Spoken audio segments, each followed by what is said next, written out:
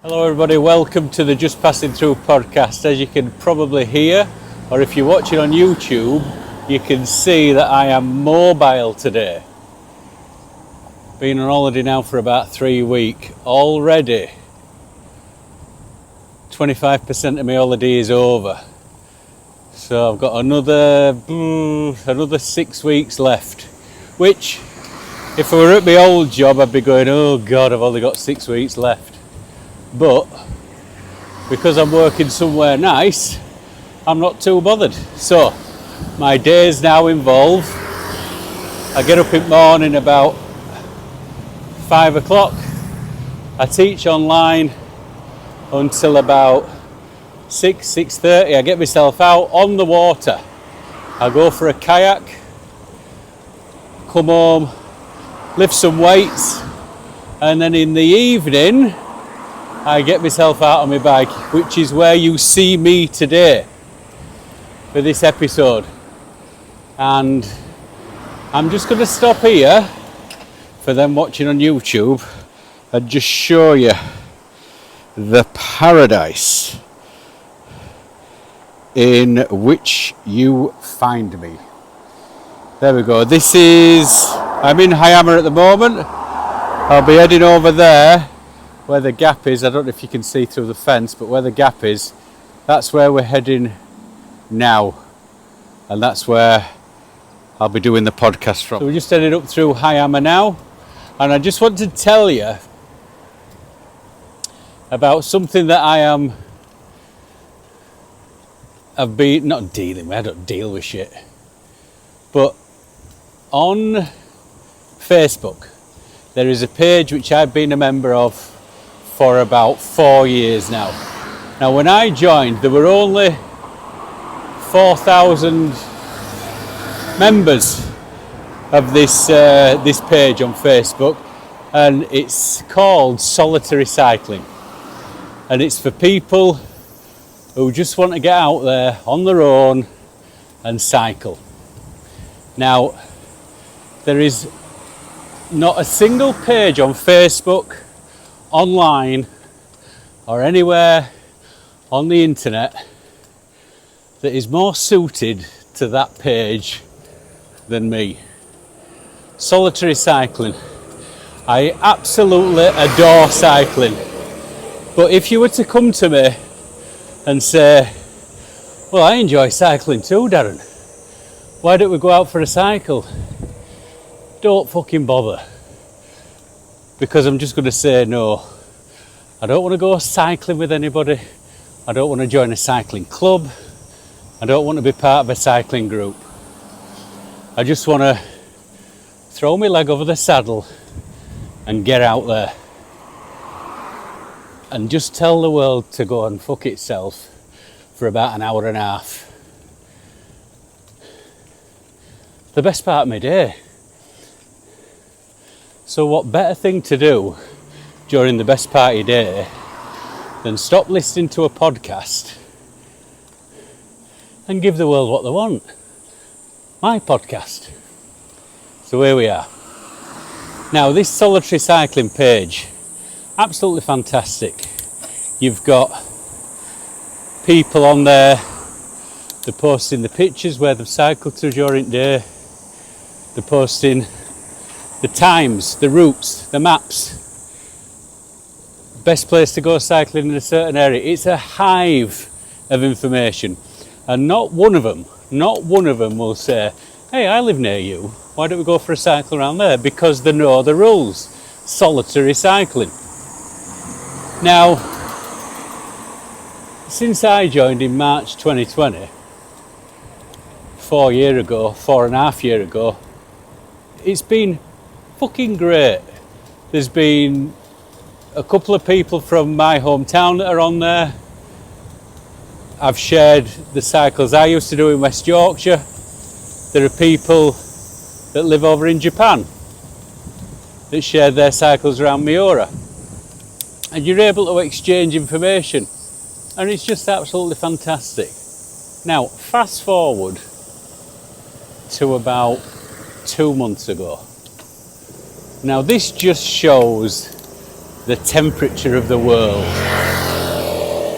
Now, what I've just explained to you there is what people are sharing. Maps, photos, advice, bikes that they're doing their cycling on. That's it. That's all there is.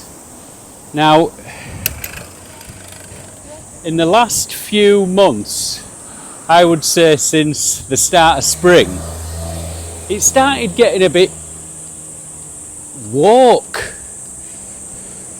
Now, when I say woke, I mean shite, stupid, ridiculous. That's what woke means. That's what translates as the word woke, in my mind anyway. So around March or April, I saw comments like, oh, this page doesn't align with my political beliefs. There's no gender equality. And all that sort of business starts cropping up. And I'm like, oh God, we're starting to get infected. And you just get these limp-wristed fellas that agree with these women in just the desperate hope that these women that are complaining about the page might just part the whiskers for a fella that's giving them a bit of support. What a fucking grip. So on and on this went, and then there's no wrong with this. And then there's this fella called Jeff from Castleford, who now is a cross-dresser. Can you say cross-dresser? Or have you got to say transgender? I don't know. He looks like he hasn't had the jewels whipped off. Anyway, he's dressed up in women's cycling gear, right down to a little skirt with cycling shorts underneath, full makeup, and he wants to be accepted. Now, for them of you who don't know where Castleford is in between Leeds and Hull, going out on your way to Humberside, and it's a pit town, it's a miners town, it's a town that if you would go there today in 2024, you'd feel like you'd stepped off the bus in 1964. So 6 foot Jeff cycling around Castleford in full makeup and women's cycling gear is not gonna go down so well. And I'm not having a go, but old Jeff is not going to be going home with the teeth that he walked out the door with if he cycles around Castleford.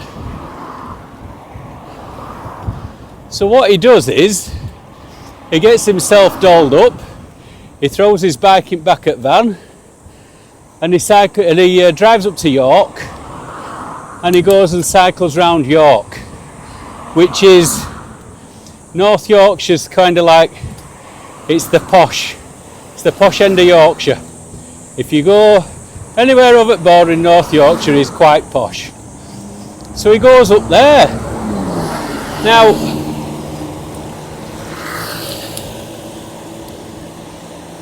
for me to say to Jeff, look, do you go cycling up in York because cycling in that get-up ain't going to go down so well in Castleford? You know, it's an innocent comment. I'd just like to know.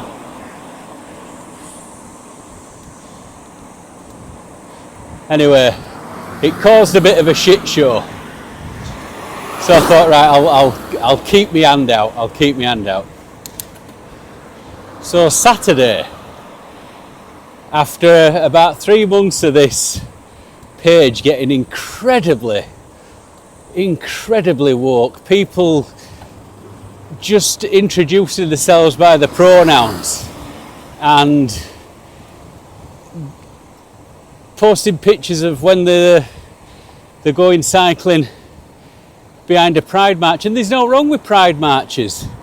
But when you're taking your kids to a festival where there's fellas in arseless leather chaps French kissing each other, that's not right.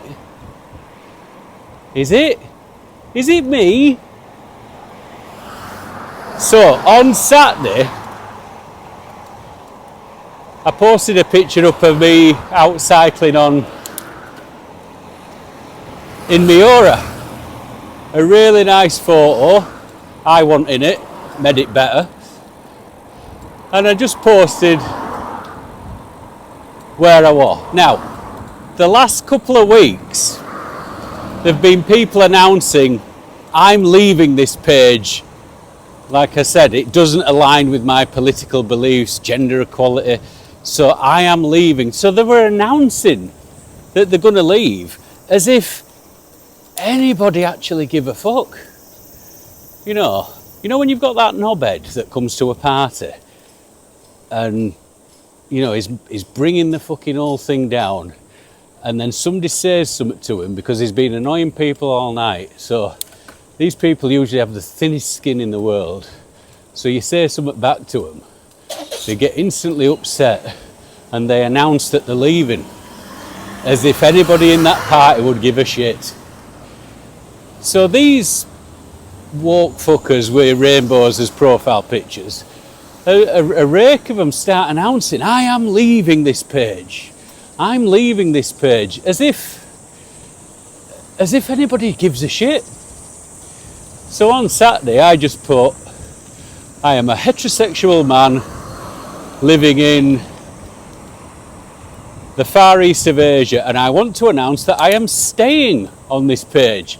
I enjoy looking at the maps, the bicycles that you're riding, the rides that you go on, and most of all, your photos. So those of you who leave, the minority who've decided to leave, please do it in secret, as the majority don't give a single flying fuck. And then I left it. Now what I usually do when I post something like that, I love throwing petrol on fire. I usually turn off the comments, but I forgot to do it with this one. So I went back to watching Netflix, as I do for the last half hour a day before I go to bed. By the way, the Korean drama Stranger, you need to get all over that. It's fucking fantastic. So I'm watching an episode of Stranger. That finished. I set my alarm for the following morning, but as I've opened the screen, it's still on my post on this solitary cycling page on Facebook, and it's already got 150 likes and laughs and hearts and shit. And then I think there'd been about 13 or 14 comments, which most of them were from the woke community, woke/shite community, and then there were a few that were in support. And I thought, oh, fucking hell, I don't want to be reading this. So I switched off the commenting and fucked off to bed. Slept the sleep of an angel. Slept like a fucking baby. Woke up in the morning, and I've got a friend in Sydney who's from Bradford, who's on this page as well. And he'd sent me a message on Facebook Messenger saying, Jesus Christ, you've opened a right can of worms there. And they were telling me that it got up to something like 450 likes, and there were people just fighting online about what I'd said. The fact that I had to announce myself as a white heterosexual man. Now, when you do introduce yourself as a heterosexual man, people really, really do get super annoyed with you for being of that genre, shall we say. And it's usually the people that are throwing out their pronouns before you've even shook their hand that are getting the most pissed off. So when I identify myself as a white heterosexual man, that seems to piss them off the most. So I think in the future, I'm just going to keep doing that with a big old smile on my face. And this is what I'm talking about. I think the world is finally, it's finally coming back to centre now. Or you think it is. Now, moving on from this subject, but staying on it slightly, all this diversity shite. Now, I know everybody deserves a fair crack of the whip, but all that has come to pass now, I think, since Trump got shot at the other day. Now, when you see important people getting shot at, it doesn't matter how important they are. If there's a risk to their life, they are fucking brought to the ground and dragged off like an old drunk in a nightclub that's just goosed up one of customers. The Secret Service are on them, and they should be dragging that fucking fella or woman to the nearest car, and they should be out of the danger area within 20 or 30 seconds. And it's usually big, burly men, mostly ex-special forces or certainly close protection trained. Now, I did a little bit of that when I were in the military myself, but not for super important people, but you were still trained up and you know what to do. What I saw when Trump got shot in here was a right shit show. And it makes you wonder if they were told, you know, if out does happen, just make it look like you're doing your job right. Now, when I'm going on about diversity here, if you're protecting a fella that's 260 pounds and he needs getting out of there quickly, you shouldn't be employing fat women. You really shouldn't be employing fat women.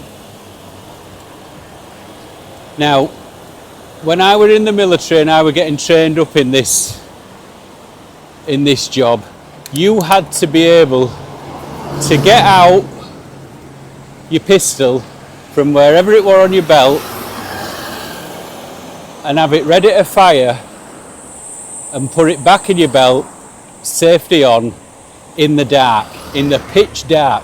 They would put glasses over you, tape with socks on the inside of the sunglasses. They'd put the socks to your face, they'd put the glasses over the socks, and then they would tape them to your face. And then they would you would have your gun in position where it were the most comfortable for you. You would do the training first with the glasses off, and they would time how quickly you could get that gun out of the holster and have it ready pointing at someone. And you would go around your belt, centimetre by centimetre, and they would time the position. And whichever position of that belt you got your gun out of the fastest, that is where your gun holster would sit. Don't matter if it wasn't the most comfortable of places for you, that's where it'd go. And you'd be able to put it in and take it out without even thinking about where it was. Hours and hours were spent doing that in the dark. Now, when Trump got shot in ear, he had a chance to put his hand to his ear and he dropped himself. He dropped by himself. That shouldn't be happening. The security should be straight on him and dropping him as soon as they hear that first crack. That's how close they should be. That's why it's called close protection. He dropped by himself. I think the young lad got a few more shots off before he was neutralised. And then this security detail, I wouldn't say come bumbling on, but when you see the real professionals doing it and you see them, they come fucking bumbling on. Now he's there, probably in shock. He's got blood all over his face. He's giving himself a couple of seconds to get to. He shouldn't be doing that. He should have been gone by then. He even says to him, they're ready to drag him away, and he's going, my shoes, I've got to put my shoes on. As soon as a VIP gets shot, that VIP has got no power whatsoever. The power immediately gets shifted to the security detail, and they are in charge. All power the person had, don't matter whether you're the most powerful man in the world, it's gone. It's disappeared. You are now the property of the Secret Service. And then he's going, let me get my shoes. That should have all been ignored, and he should have been getting dragged away. Now they're surrounding him as if he's some sort of fucking balloon. He's able to start punching fists, going fight, fight, fight. And if there had been multiple gunmen, he was that much of a target that somebody else could have popped a few off and got him there. But his security detail are just listening to him. Now this woman, she stood in front of Trump as he's going towards car. He's in the car, she's trying to put a gun away, but the rolls of fat that she's got on her stomach, she's unable to get a gun back in her holster. And she tries once, she couldn't do it. She's lifting up her gut, she tries twice, she couldn't do it. So Trump gets in the car and she's still got a gun in her hand. Now when you're getting in the car with the president or the ex-president, guns need to be holstered unless you're returning fire. And once that car door's shut, those windows don't roll down. Those windows can't really be penetrated. And yet your gun needs to be in your holster. But this fatso, this fucking whale, this woman in the name of diversity, doing a man's job, she's too fucking fat to get a gun back in holster. What the fuck are we playing at? What are we playing at? Now, you can come at me with you fucking misogynist bastard. You can come at me with like that, but watch it. Have a look at it. And you'll see. You'll fucking see.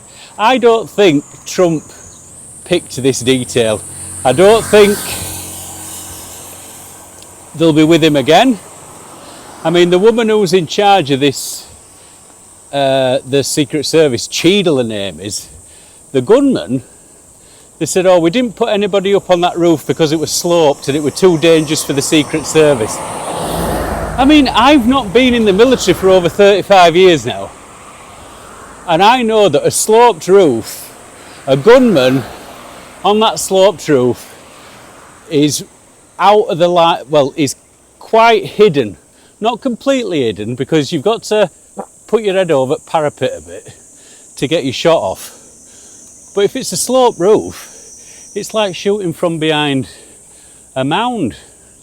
You know, you've got a bit of protection. So you should be having people within a 500-yard radius. If there's a sloped roof, there should be people on that roof. And her feeble excuse was, it was too dangerous to put Secret Service up there, so we secured the inside of the building. Now, the key word there is inside. They might have secured the inside of the building, they didn't secure the outside, and there were a ladder connected to the wall of that building that the lad climbed up. 30 minutes before Trump went on stage, there were people going to police saying, there's a fella up there with a gun. No, we're done. It all smells a bit fishy. Now, it's Tuesday here in Japan. Biden stepped down. He's gone, oh, fuck this. I can't be arsed with this shit anymore. He's just got over COVID. He's washed his hands of it all. Kamala Harris has stepped in. She's not going to get it. So Trump's going to be back in. He'll find out what went on. And he'll be coming for him. So the next episode on Netflix of USA is going to be quite hilarious. And I look forward to more fat, pronouned up women on security details, hopefully in the next episode with purple hair. That would be absolutely fantastic. So I'm going to get on with my cycle. I'm going to stop all this fucking moaning because this is the time of day when I'm all zen and serene, and I'm going on about fat lesbians with guns that can't put them back in an holster. So that's that, and that's that. I will see you when I see you, and I'm going to start climbing this hill now and get a bit of a sweat on. Adios everybody. See you next time.